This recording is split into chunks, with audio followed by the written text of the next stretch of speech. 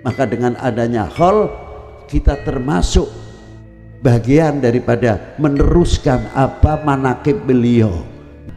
Di situ hebatnya ada satu agama, ada dua kerajaan. Satu agama dua kerajaan ini bertikai tidak ada habis-habisnya, baku hantam dan makan korban.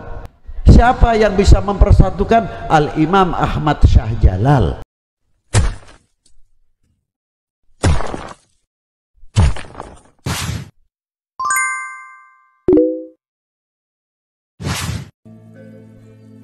Alhamdulillahil awalu bila ibtida wal akhiru bila intiha, jami'u sifatil ulya wal izzati wal kibriya, wassalatu wassalamu ala imami ahli sofai wal wafa, qutbil anbiya wal awliya, sayyidina wa maulana Muhammadin khairid dawa likulli saqamin wada, rahmatan wa syifa fi sirri wal jila, wa ala alihi wa sahbihi madamatil ard was sama. Amma ba'du, ayuhas sadatin wa sayyidatina al-izza al-fudala. Yang saya hormati, yang saya banggakan, para sesepuh, bini sepuh, para alim ulama, para yai atau para ajengan, khususnya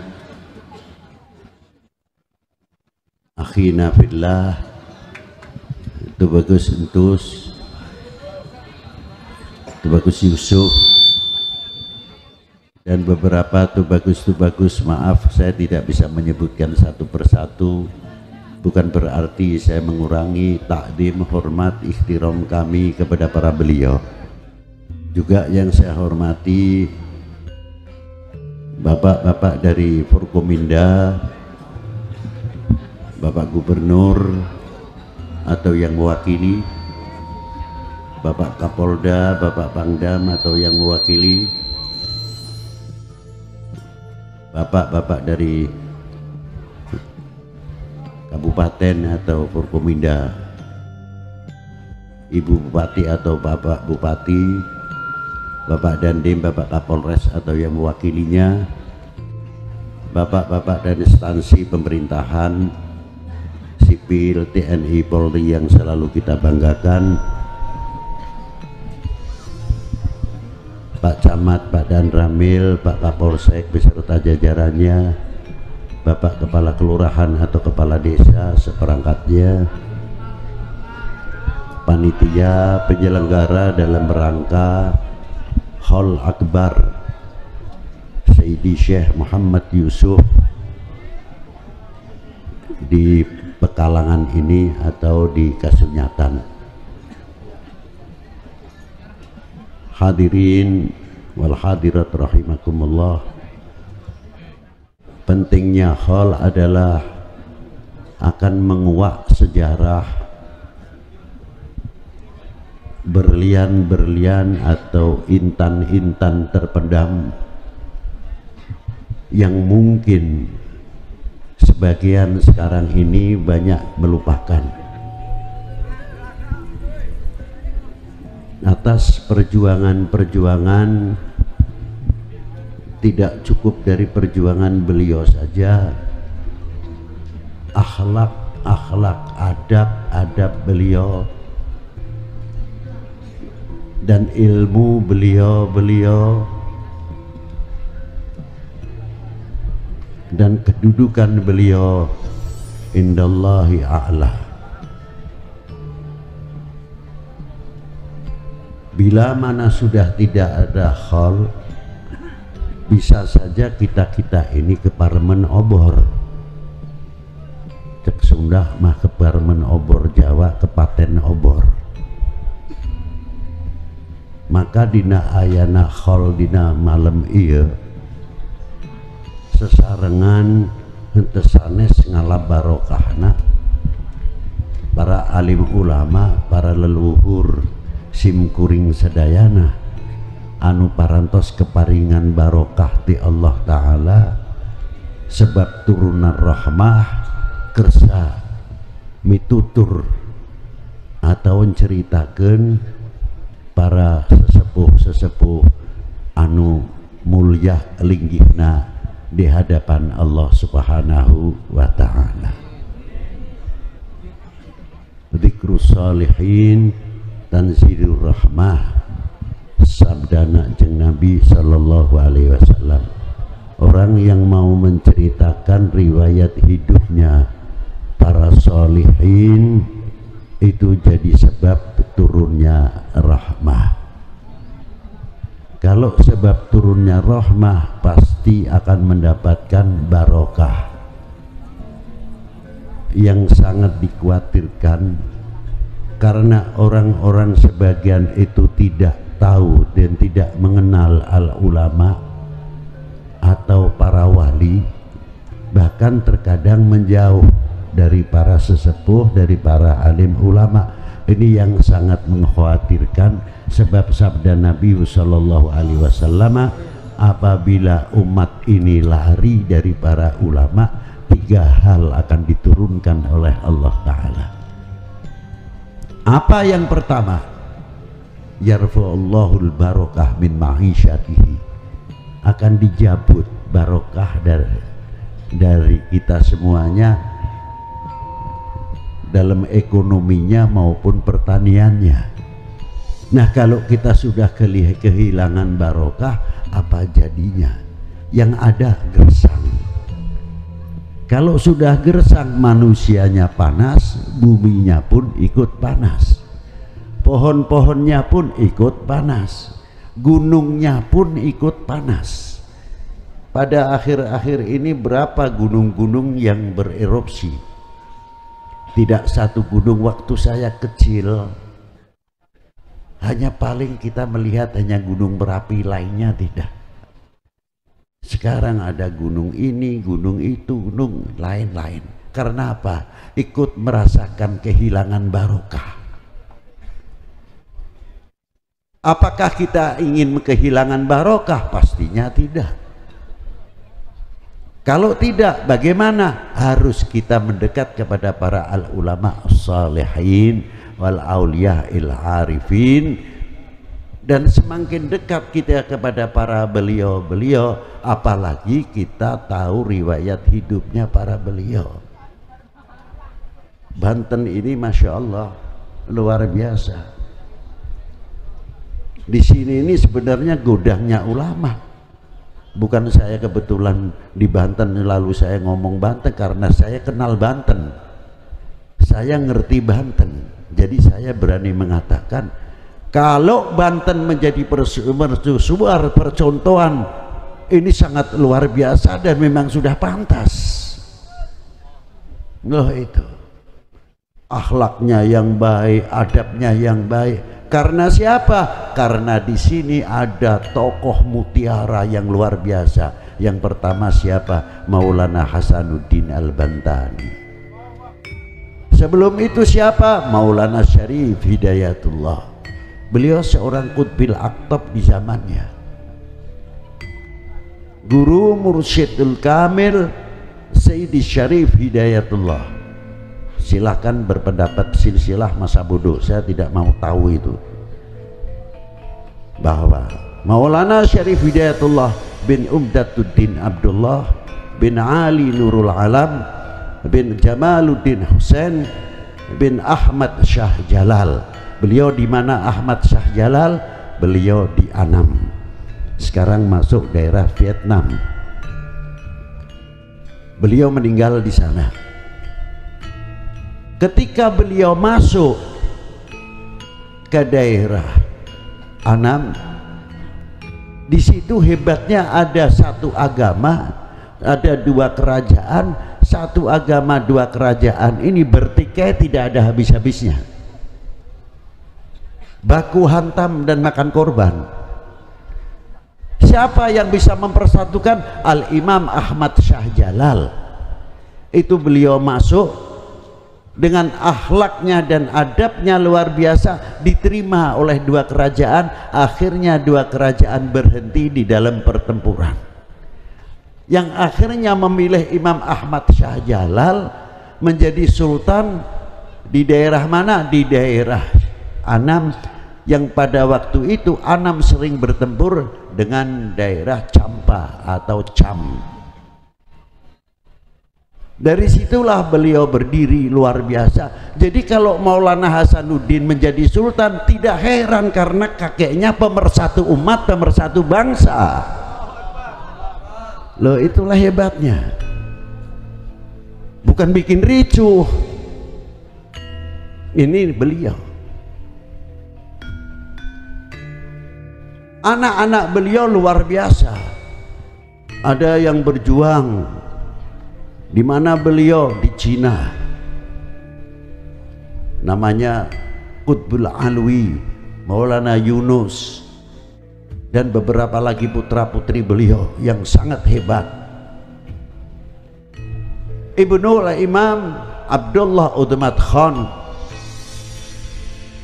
bin siapa? Bin Amir Abdul Malik. Bin siapa? Bin Alwi Amal Faqih yang meninggal pada tahun 613 Hijriah. Ibn siapa? Ibn Imam Muhammad Sahib Marbat, tokoh muhadithin pada waktu itu.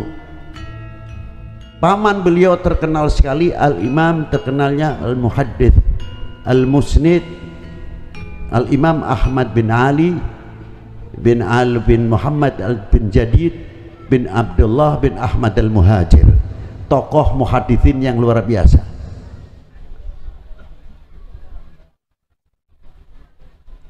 Al-Imam Muhammad Sahib Marbat bin Ali Khalid Qasam diterangkan di dalam kitab Masyru'ur Rawi, apabila beliau mengucapkan assalamu alayka ayuhan nabiyyu wa rahmatullahi wa barakatuh, langsung dijawab oleh datuknya Rasulullah Shallallahu Alaihi Wasallam.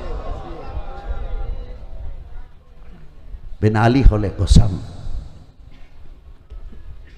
bin Alwi bin Muhammad bin Alwi bin Abdullah bin Ahmad Al-Muhajir bin Isa An-Naqib bin Muhammad An-Naqib bin Ali Al-Uraidi bin Ja'far As-Sadiq bin Muhammad Al-Bakir. Muhammad Al-Bakir ibu Muhammad Ja'far As-Sadiq bin Muhammad Al-Bakir, ibunya Sayyidah Farwah bintil Qasim bin Muhammad bin Abi Bakrin Siddiq.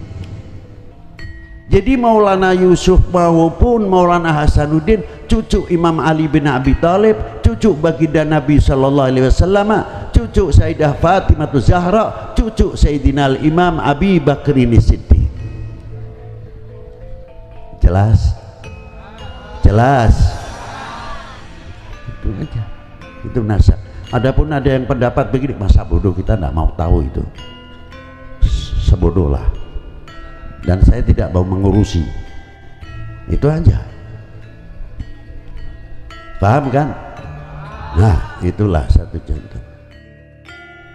Ketika beliau masuk ke Indonesia, bukan sekadar beliau hanya tahu ilmu agama saja, beliau seorang ekonom. Semua wali sembilan, ahli ekonomi, ahli pertanian, ahli kedokteran, ahli obat-obatan. Bukan masuk ke Indonesia adu kesakten, bukan. Senjata yang paling ampuh pada waktu itu di dalam dakwatul Islam, akhlakul karimah, itu yang paling ampuh diantaranya.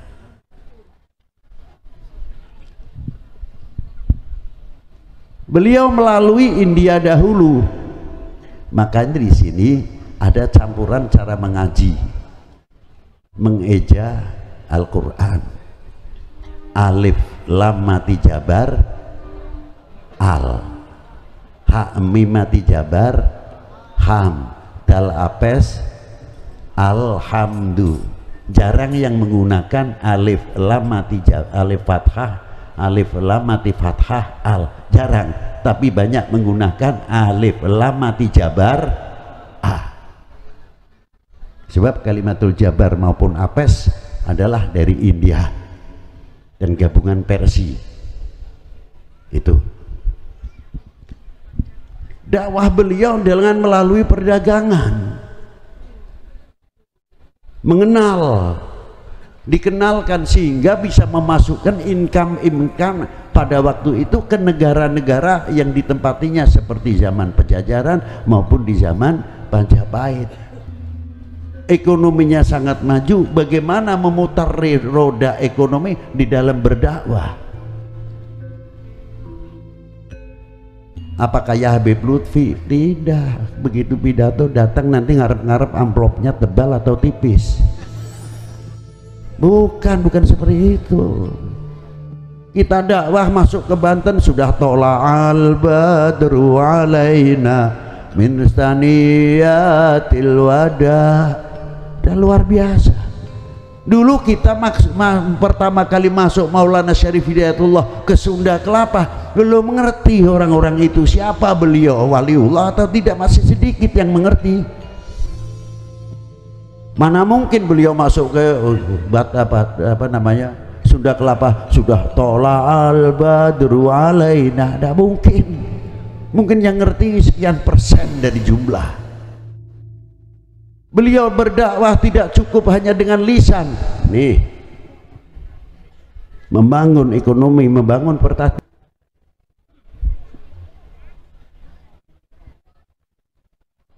Income berapa yang masuk ke kerajaan-kerajaan pada waktu itu luar biasa. Maka beliau dilindungi oleh kerajaan-kerajaan pada waktu itu. Di samping satu sisi tahu akhlaknya para beliau luar biasa. Di dalam kitab Babat Tanah Jawa, Al-Malik Ibrahim diangkat oleh Brawijaya menjadi Menteri Ekonomi dan Menteri Irigasi. Yang ngangkat agamanya apa? Yang diangkat agamanya apa? Kok bisa itu loh? Itu hebatnya. Ayahnya Sunan Ampel, Ibrahim Asmarokondi, diangkat menjadi Menteri Keuangan, mendapatkan kepercayaan yang luar biasa. Lah itu. Dari situlah perkembangan dunia Islam. Karena apa? Para beliau mempelajari datuknya baginda Nabi sallallahu alaihi wasallam. Apa diantaranya? Sebentar lagi kita akan menghadapi tahun Hijrah 1 Muharram. Mengapa Rasulullah dihijrahkan ke Madinah, Yathrib pada waktu itu? Kok tidak dihijrahkan semenanjung Arabia yang culture atau kulturnya sudah maju? Kok tidak? Justru dihijrahkan ke Yathrib. Ada apa sebetulnya? Ternyata Yathrib sudah 3000 tahun yang lalu sebelum Masehi, wakila 500 tahun sebelum Masehi, pintu perdagangan sudah dibuka ke timur jauh, negara Cina. Maka hubungan perdagangan tersebut disebut Jalan Sutra, karena dari negeri timur jauh mengirimkan sutra-sutra, pakaian-pakaian, bahan-bahan. Maka tepat sekali kalau pada waktu itu ada perintah untuk muslimah untuk menggunakan jilbab. Kalau kita dipikir secara logika, apa iya pada waktu itu pakaian masih terbatas kok diperintahkan pakai jilbab? Tidak sekali-kali Allah Ta'ala memerintahkan, pasti sudah ada bahannya. Ya diantaranya apa? Jalan Sutra itu tadi, dari negeri timur jauh yang barter dengan Timur Tengah, mengirimkan bahan-bahan pakaian dari Timur Tengah, mengirimkan kedokteran, ilmu obat-obatan dan lain sebagainya. Itu asal usul.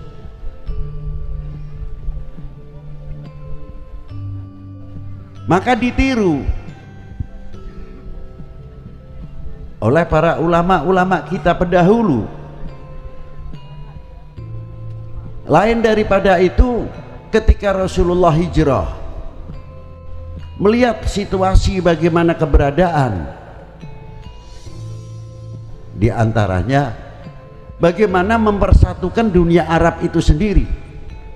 yang fanatiknya luar biasa terhadap keturunan al-alnya, gobail-gobailnya.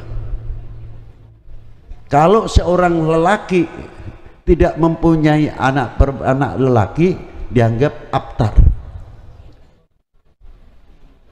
dianggap banci, maka dilontarkan pengejekan kepada Rasulullah karena anak lelakinya mati masih kecil-kecil, meninggal.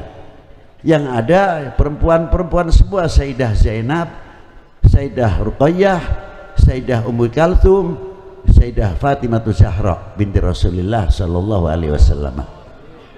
Dicap abtar, dijawab oleh Allah Subhanahu wa taala. Maka dari sinilah mengapa Rasulullah diturunkan keturunannya dari perempuan untuk menjawab dunia Arab. Ayatnya diturunkan apa? Inna a'tainakal kautsar fasholli li rabbika wanhar. Jadi siapa yang abtar? Orang yang mengatakan Rasulullah abtar, mereka sendirilah orang abtar, artinya yang banci. Satu. Yang kedua, ada yang namanya di Madinah terkenal dengan, bukan deklarasi Madinah, apa namanya itu sendiri, piagam Madinah. Diangkat oleh Rasulullah kelompok-kelompok Yahudi, orang Arab yang suku-suku yang luar biasa, diuangkan oleh Rasulullah, diberi bagian-bagian masing-masing hak-haknya.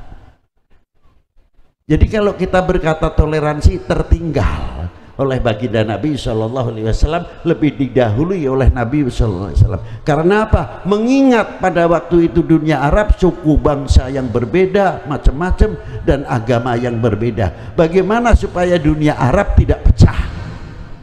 Itu secara kenegaraan, secara kebangsaan. Rasulullah sudah memberikan contoh pada waktu itu. Adapun risalahnya berbeda. Risalah bukan untuk bangsa Arab saja, risalah untuk rahmatan lil alamin. Itu hebatnya. Maka ditiru oleh para wali 9, para kakek-kakeknya yang masuk ke negara manapun dengan perjuangan, dengan menjalankan sektor ekonominya, pertaniannya sesuai bidang masing-masing. Maka perkembangan Islam di Indonesia, Jawa pada khususnya pada waktu itu, bagaimana perjuangan-perjuangan para beliau. Apa dikira pada waktu zaman Wali 9 tidak mampu membuat masjid yang top? Mampu. Tapi coba lihat Masjid Agung Cirebon, Masjid Demak, cukup sederhana. Karena apa? Belum tentu pada waktu itu semua mengenal masjid. Dibikin pola sederhana, lain daripada itu sisanya yang lebih penting membangun sektor ekonomi, bagaimana yang masyarakat kecil, masyarakat yang ekonominya masih kecil diperhatikan oleh Wali 9, dihidupkan oleh para beliau sehingga ekonominya maju pada waktu itu. Itu dakwah beliau radhiyallahu taala anhum.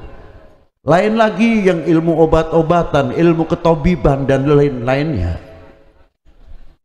Lalu ilmu pertanian bagaimana lagi?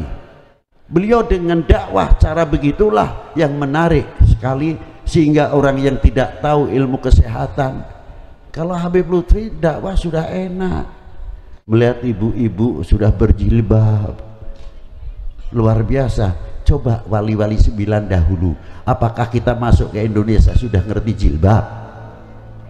Yang dihadapin macam-macam. Ada yang dari pusat ke atas masih terbuka, kalau toh ada masih terbatas cara pakaiannya, belum yang mengerti wudhu, belum mengerti yang haid harus sesuci dan sebagainya. Inilah kesabaran yang dirintis oleh para beliau, sangat luar biasa. Kita ini sekarang tinggal nemu nikmatnya saja, tinggal meniru. Itulah diantara para beliau-beliau. Ma'asyiral muslimin rahimakumullah. Diteruskan oleh regenerasinya. Perkembangan sangat luar biasa. Sering saya ungkapkan, apa diantaranya? Bagaimana membangun al-ukhuwatil wataniyah, al-ukhuwatil islamiyah. Makanya kalau Habib Lutfi ditanya, Bib, istimewaannya ziarah wali 9 itu apa? Kalau saya jawabnya bingung. Jadi saya jawab malu. Istimewanya ziarah wali 9 malu. Loh, bukan barokah, terlalu tinggi. Karomah apa lagi? Malunya sebab apa, Habib? Coba kita buktikan sekarang. Ini toko-toko begini udah ramai. Di Maulana Hasanuddin Banten ramai toko-toko sehingga menjadi pasar. Seandainya di situ tidak ada Maulana Hasanuddin, kira-kiranya ramai tidak? Ramai tidak? Di sini supaya tidak ada Maulana Yusuf, ada enggak toko-toko seperti begini?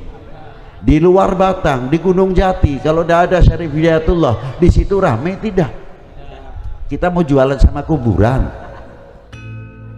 bisa disangka orang gelo nanti. Nah, ini bukti yang nyata. Jadi kalau kita pikir orang yang sudah wafat, Maulana Hasanuddin meninggal pada tahun 1570, beda pendapat silahkan. Maulana Yusuf meninggal 1580, Maulana Syarif Hidayatullah meninggal 1568, terpaut 2 tahun dengan Maulana Hasanuddin Banten. Berarti kalau sampai sekarang sudah 400 tahun yang lalu. Masih mampu menciptakan ekonomi kerakyatan. Perdagangan hidup dari yang kecil sampai yang besar. Kalau tidak sebab Maulana Hasanuddin Banten, tidak sebab Maulana Yusuf, apalagi kakeknya Maulana Syarif Hidayatullah, mestinya kita malu kepada para beliau. Jangan khilafiyah saja dikembangkan, ribut, nanti mau pemilu 24 sendiri sudah ramai lagi, belum yang lain-lain. Talqin, tahlil, maulud, manaqib tidak ada habisnya. Negara lain sudah membangun segala kekuatan senjatanya sampai dalam bidang pertaniannya, ekonominya. Kita terkadang kehilangan. Loh, kok kehilangan, Beb? Iya. Kehilangan apanya, Beb? Kita, negara kita itu subur, agraris, maritim. Di sini yang tidak bisa ditanam itu apa? Korma saja yang di Timur Tengah di sini tumbuh kok. Tinggal kita bagaimana caranya berbuah. Tapi anehnya kurang rasa memiliki, kurang merasa membanggakan. Mestinya kalau jambu ditanya, jambu apa ini, Beb? Jambu Indonesia, bukan Bangkok. Katanya ekonomi ingin maju. Ingin maju tidak? Kalau ingin maju, balik kita. Jambu Indo, mau keluaran jambu Banten boleh, mau jambu Lampung boleh, mau jambu Serang, Lebak silahkan. Itu kebanggaan dan spesifik kita miliki dari Allah Subhanahu wa Ta'ala. Jambu Indo, kurang keras, jambu Indo harus begitu dong. Bangga tidak? Sampai tekan lele Bangkok. Kita mau dikatakan melarat tapi kaya. Lo aneh kan? Betul tidak? Lo coba, itu diantaranya. Ada lagi lebih jauh, padahal perjalanan 24 jam. Apa? Kates, California. Kates, California. California kan Amerika. Kalau naik pesawat 24 jam. Jadi kates Indonesia itu kemana? Kok tidak ada sampai jauh-jauh katesnya? Coba kalau kita fanatik merasa handarbeni, bukan berarti menyepelekan hak orang lain, tetap kita menghargai.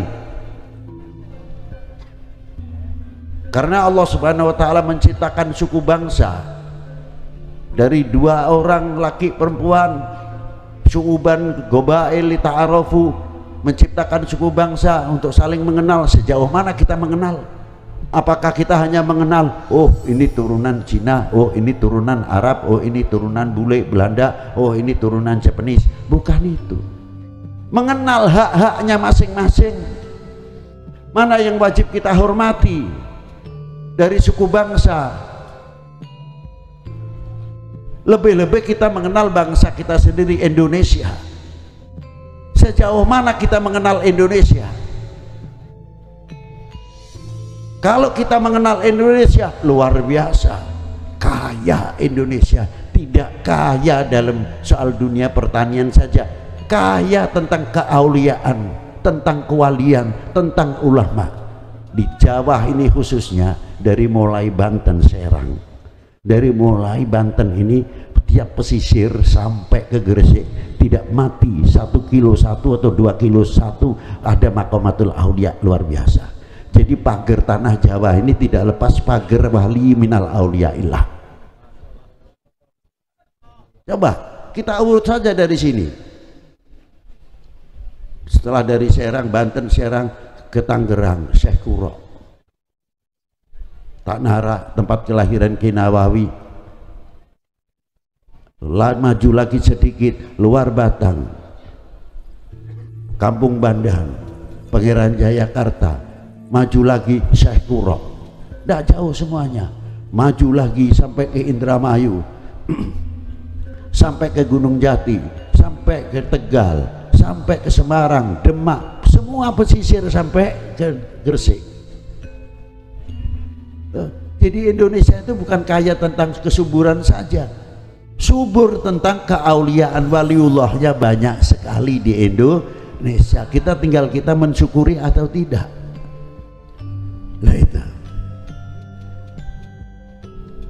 Dan aulia-aulia tersebut, sekali lagi saya sebut, masih bisa mampu membuat ekonomi kerakyatan. Coba kalau kita fanatik terhadap apa yang tumbuh dari Indonesia, dari buah-buahan sampai pare dan sebagainya, ekonomi kita akan semakin baik, karena kita fanatik ke Indonesiananya. Jambu Indonesia, ayam Indonesia, lele Indonesia, kates Indonesia, bangga dalam produksi dalam negeri sendiri. Nih buatan batik Pekalongan atau Trusmi Cirebon, nih sarung daerah Majalaya, nih BHS punya mana, punya Gresik dan sebagainya. Kebanggaan. Sebelum memberikan keuntungan kepada orang lain, bagaimana cara memberikan keuntungan untuk bangsa sendiri? Insya Allah ekonomi Indonesia tidak sampai 50 tahun akan tertanggulangi dengan baik, dan kita akan mencapai kemakmuran dalam bidang ekonomi dan pertanian. Nah, itulah. Yang kedua, beliau bisa menyatukan umat. Kalau tidak percaya, sana ke Syarif Hidayatullah tuh lihat. Separuh untuk muslim, separuh untuk non muslim. Yang non muslim dengan kepercayaannya masing-masing. Tidak ada yang ribut, yang pakai menyan yang besar. Itu tulung menyannya jangan besar-besar, selepek ini hidung saya. Yang satu lilin lagi pakai, tidak ada yang ribut. Yang kita sebelah golongan kita muslim, tahlilnya macam-macam. Ya, ada yang keras, ada yang berat. Yang satu lagi la ilaha illallah, la ilaha illallah. Yang belakang tidak mau terima, illallah, la ilaha illallah, la ilaha illallah. Yang belakang lagi ngebut, illallah, la ilaha illallah, la ilaha. Tidak ada yang pasrah, adem. Yang baca ya Latif, ya Latif, ya Latif, sallallahu ala Muhammad, sallallahu ala Muhammad. Rombongan per rombongan dari tempat yang satu. Kok tidak ada yang mengatakan, kamu tahlilnya jangan berat-berat tuh. Allah, sesek. Dada saya sesek nih. Ya. Ada lagi yang ini sedang ribut sendiri. Tahlil seperti saya saja ringan. La ilaha illallah, la ilaha illallah. Saya mantepnya begini Pak. Ongkong kowe sampean mas sampean. Kan gitu kan? Nah, ini ndak ribut sendiri. Ini sedang ribut, yang satu yang agak ngebut matanya kiri kanan. Illallah, la ilaha illallah. Nah, ini luar biasa. Coba. Kok tidak ada yang ribut? Berarti orang yang sudah meninggal sekian ratus tahun bisa mempersatukan umat, bisa mempersatukan bangsa. Kita bisa apa? Kalau tidak melihat umat ini ribut, bangsa ini ribut, kayak kagak seneng. Apa begitu? Tidak, itu perjuangan Wali Sembilan tidak begitu. Coba, semua berkiblat meniru baginda Nabi sallallahu alaihi wasallam. Apalagi pada waktu Rasulullah memasukkan Hajar Aswad. Aduh, suku bangsa Arab pada waktu itu fanatik terhadap gobailnya, jangan tanya. Ini berebut, bani ini, bani ini, bani ini. Wih. Akhirnya sepakat, hampir saja pertumpahan darah. Akhirnya sepakat, barang siapa yang masuk ke Masjidil Haram subuh pertama masih jejaka, nah itulah yang terpilih untuk bisa memasukkan Hajar Aswad. Ternyata yang masuk baginda Nabi sallallahu alaihi wasallam. Digelar sorbannya, tidak ego. Nih, saya paling benar, enggak. Saya paling pinter, tidak. Digelar sorbannya, Hajar Aswadnya taruh di tengah, yang lain. Padahal yang lain mengangkat Hajar Aswad belum tentu muslim. Pada waktu itu Rasulullah masih umur 23, belum diangkat menjadi Rasul. Dipersatukan oleh Rasulullah Shallallahu Alaihi Wasallam, diangkat bareng-bareng. Baru itu Rasulullah mengangkat. Sampai Rasulullah mendapat gelar apa? Al-Amin, orang yang dipercaya. Nah kita tanya, kemana Al-Amin, Al-Amin sekarang? Siapa yang bisa mempersatukan umat ini? Siapa yang bisa mempersatukan bangsa ini? Siapa yang menjadi perekat umat, perekat bangsa? Indonesia ini sangat luar biasa kemakmurannya. Kalau perawan ini banyak yang ngincer, kalau Jaka yang ganteng banyak yang ngincer kepada Indonesia. Jangan dikira tidak, karena suburnya, makmurnya luar biasa. Bapak-bapak kita bagaimana memperjuangkan dari mulai Aceh sampai zaman Wali Sembilan menghadapi Portugis dan lain-lainnya. Terus zaman Kanjeng Sultan Agung, Ki Ageng Tirtayasa mengikuti jejak Maulana Yusuf, Maulana Hasanuddin Banten, berjuang untuk negaranya. Kita ini tinggal enaknya saja. Kayak tumpeng itu sudah di meja, mengapa kita tuh terus saja apa namanya tukaran atau congrah sendiri? Tinggal makan, ngemplok, mencukuri. Maka ketika saya makan bareng sama guru saya itu saya melihat guru saya, satu butir nasi diambil. Saya pikir kok hebat betul. Dan kalau mau makan pakaiannya rapi, walaupun tidak harus baru.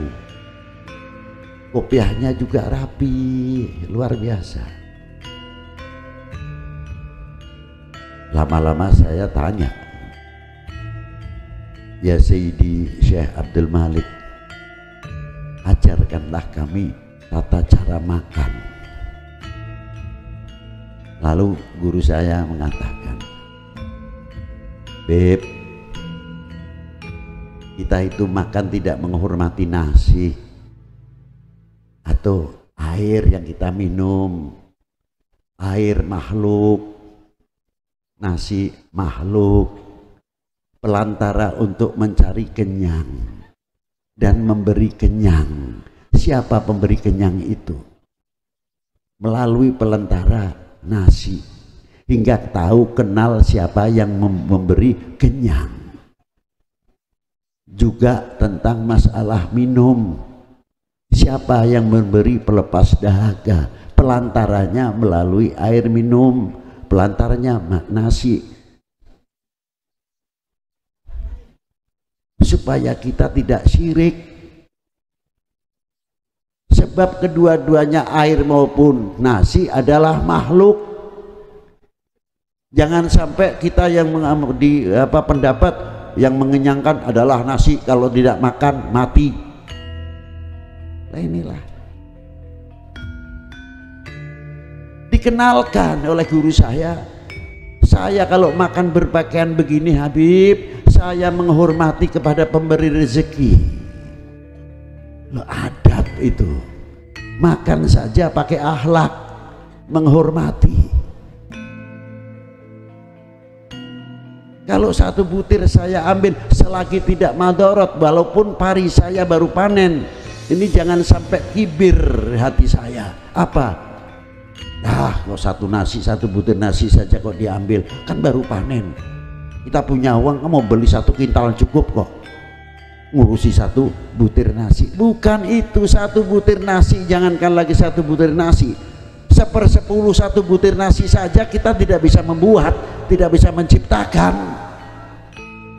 Yang menciptakan siapa? Huwallah.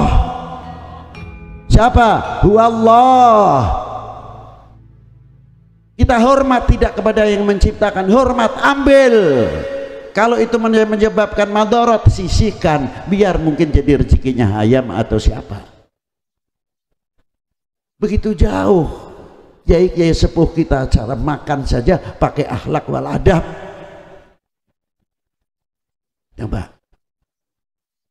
Bukan itu saja Habib, 1 butir nasi ini berapa ratus tangan yang ikut andil. Sebelumnya sawah, berapa yang mencangkul, berapa yang mulai tebar, setelah itu tandur tanam, setelah itu matun, merabuk dan lain sebagainya sampai tumbuh padi. Doanya kayak apa bapak-bapak kita yang punya sawah? Ya Allah, ya Rabb, jangan sampai kena wereng, jangan sampai kena berit atau tikus dan sebagainya.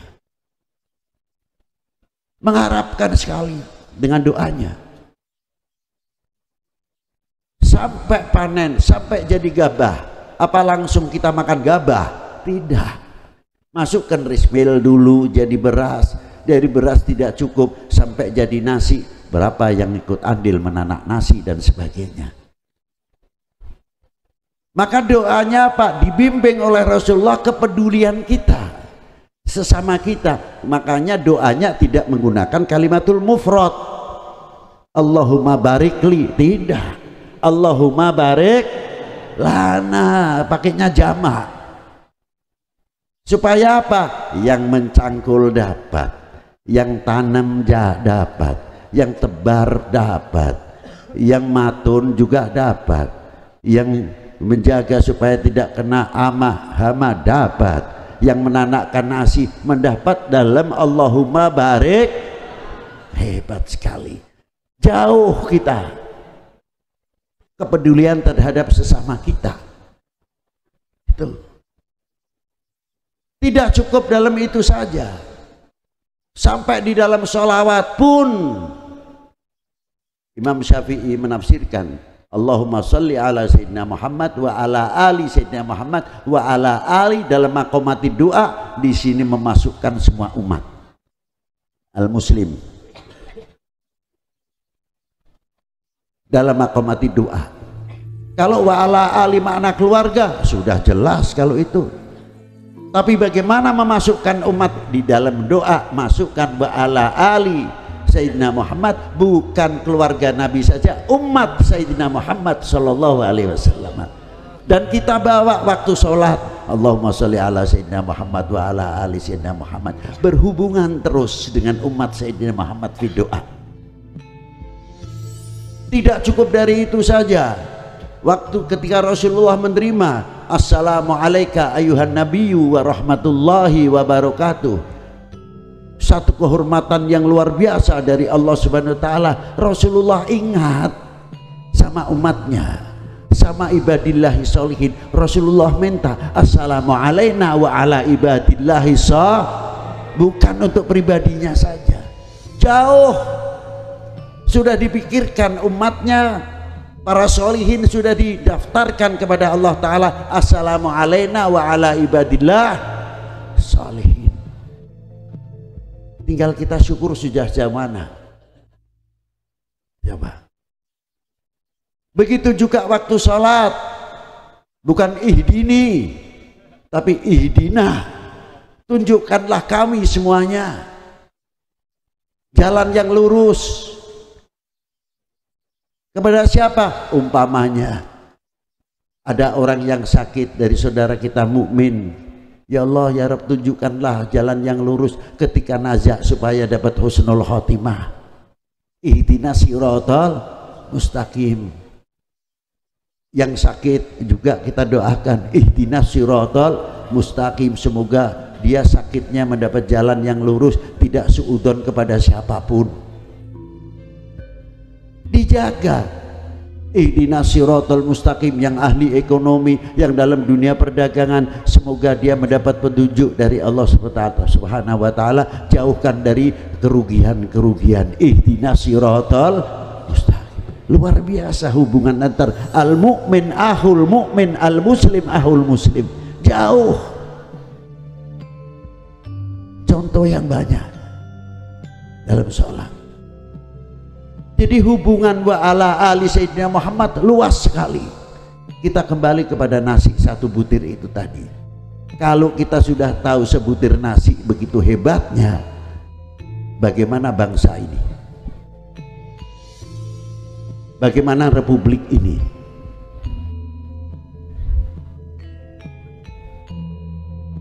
Bagaimana? Nilai sebutir nasi saja tidak cukup satu tangan. Berapa yang andil ikut memerdekakan bangsa ini, memerdekakan dari belenggu penjajah dan kebodohan. Dari Maulana Syarif Hidayatullah di Sunda Kelapa, bagaimana berhadapan dengan Portugis, dibantu oleh Patih Banten yang luar biasa untuk memerdekakan dari tekanan Portugis. Tidak cukup itu saja, pada waktu di Gilindrawardana di Majapahit dahulu, perjuangannya kayak apa beliau-beliau? Coba. Terus diturunkan kepada regenerasinya.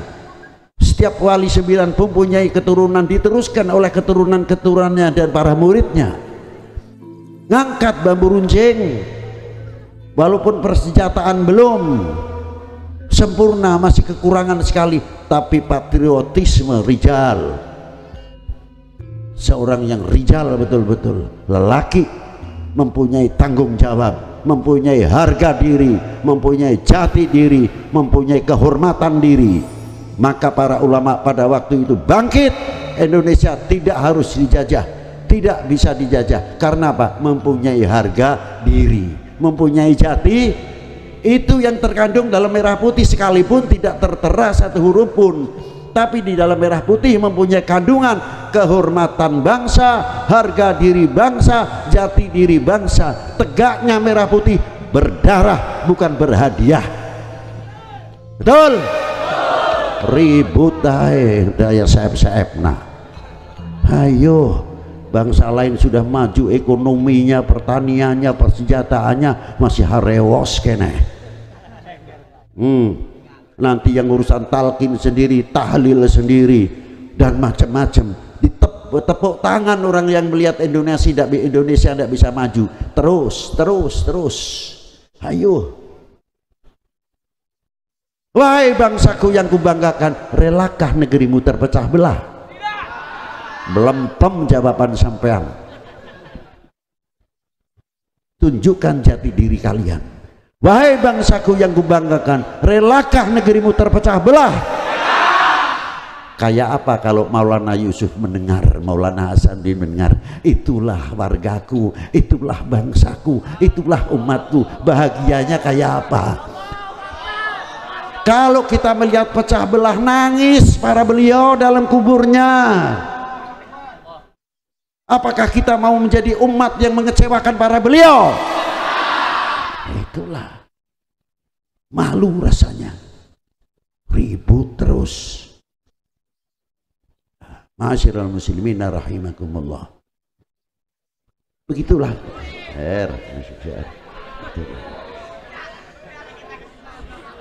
Insya Allah yang tumpah banyak rezekinya.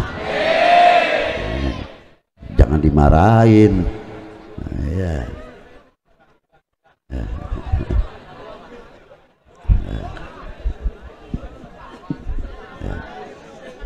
Nah, terus ya. Nah, itulah diantara perjuangan para beliau. Kita tinggal menerima nikmatnya, tinggal menerima nikmatnya. Coba. Maka dari itu, ayolah kita yang akrab, yang rukun, yang kompak, kita jalin, rapatkan jajaran kita. Jangan memberikan kesempatan untuk oknum-oknum orang lain yang akan memecah belah bangsa ini, sehingga NKRI mudah digoyahkan. Rela atau tidak kalau NKRI digoyahkan? Tidak rela dong. Mestinya jawab kita tidak rela. Nah itulah, jangan memberikan kesempatan. Maka dengan adanya hall, kita termasuk bagian daripada meneruskan apa manakib beliau yang ditinggalkan untuk kita semua, supaya kita bisa bercermin kepada para beliau. Dalam kuburnya pun sekali lagi masih bisa mempersatukan umat, masih bisa mempersatukan bangsa. Prinsip harus dipegang untuk kita semuanya. Jangan sampai kita ini menjadi umat yang memalukan para beliau. Itu yang penting, paham? Jangan sampai kita ini memalukan para beliau di dalam bakanya. Beliau bertanggung jawab untuk kita semuanya. Jangan dikira tidak. Termasuk saya. Jangan dikira kalau kita duduk di podium ini seolah-olah kita lepas. Paling benar kita sendiri. Seolah-olah kita mengeluarkan hadis dalil, seolah-olah kita tidak terlibat atau tidak terkait di dalam hadis atau ayat itu sendiri. Termasuk Habib Lutfi pertama kali yang nanti akan dituntut oleh Allah Ta'ala di hadapan Allah. Apakah kamu bisa mengucapkan demikian terhadap di Banten? Apakah kamu melakukan itu atau tidak? Atau menjadi biang kerok pecah belah? Dituntut oleh Allah Subhanahu wa Ta'ala. Jangan dikira tidak. Berat jadi kiai, kalau lihat amplopnya sih tidak.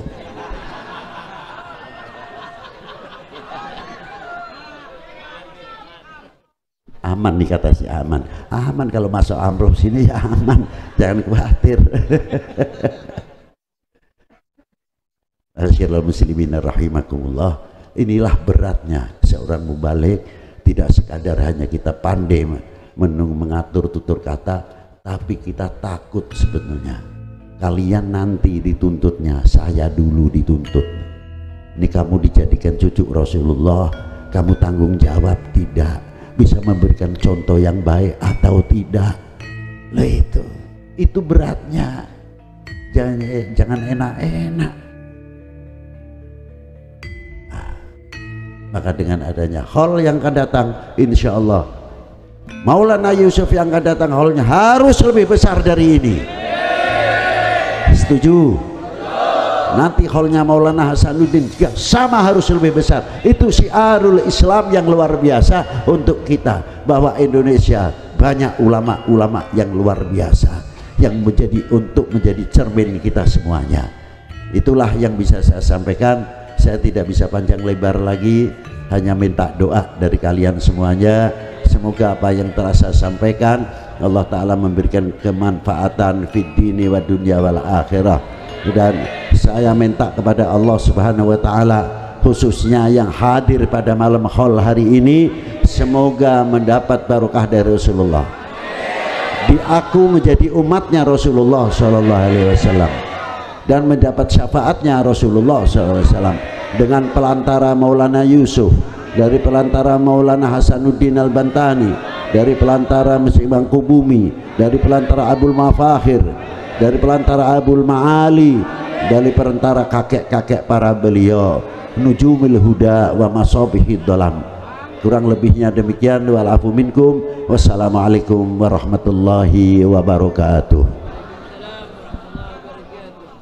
Ini saya disuruh jadi pemborong ini oleh Ketua Gus Yusuf ini.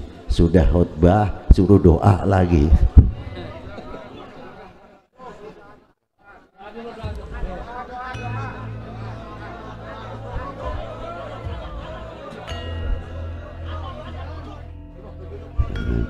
Al-Fatihah binatil qabul wa tamami kulli sul wa ma'mul wa salahi syani zahiran wa batinan fitini wa dunya wal akhirah dafi'atan li kulli syarrin wa bala alladhi yakhruju minal arz wa yanzilu minas sama wa minal masyaqqati wal qahtan ma dhahara minha wa ma batan wa min jami'il amradil badan fi dhahiran wa batinan wa min kulli fitnatin fi ayyi jihadin minal biladil muslimina ammah wa ahlaha wa man fiha aina makanu masyariqil ardi ila magharibiha fi barriha wa bahriha min yaminiha ila shimaliha wa ansurna wa iyyahum binusratik fil harakati was sukun wa ja'alna min hizbika alladhi wafaqtahum li fahmi kitabikal maknun linadkhula fi hirzi qaulika ala inna hizballahumul ghalibun wa jalibatan likullil khair lana wali walidina wali auladina wa abnaina wa banatina wa dzurriyyatina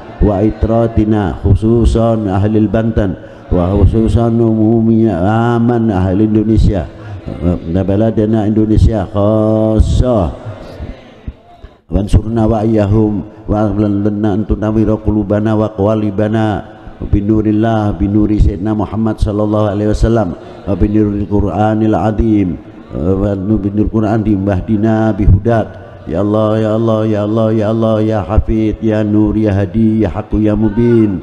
Allahumma hdina bihudak, Allahumma bihudak, ihdina ala siratal mustaqim, siratal ladina an'amta alaihim minan nabiyyin wasiddiqin wasyuhada wassalihin. Wa barik lana fi umurina wa fi rizqina wa auladina wa ja'alhum min ibadika salihin ma'al huda wa tuqa wal afaf wal maut ala dinil islam wal iman bila mihnatin wala imtihan bifadli sayyidi waladi adnan wa ala kulli niyatin jami'atin salihatin wa ziyadatan wa mahabbatan bi syarafil habib sayyidina maulana Muhammad sallallahu alaihi wasallam wa bijahi sayyidina al-imam maulana syarif hidayatullah wal imam Ahmad rahmatillah wa sayyid Ibrahim at-Tuban wa sayyid Hashim Derajat wa sayyid Ali Zainal Abidin Damak wa sayyid Ja'far Shadiq sayyid Kudus Sayyid Umar Said Sayyid Muryo wa Sayyid Abdurrahman Syahid Raden Sunan Kalijogo wa Sultan Abdul Fattah wa Sayyidi Sayyid Ja'far Shadiq Sayyid Kudus wa Sayyidina Imam Maulana Syarif Hidayatullah wa Sayyidatul Kafi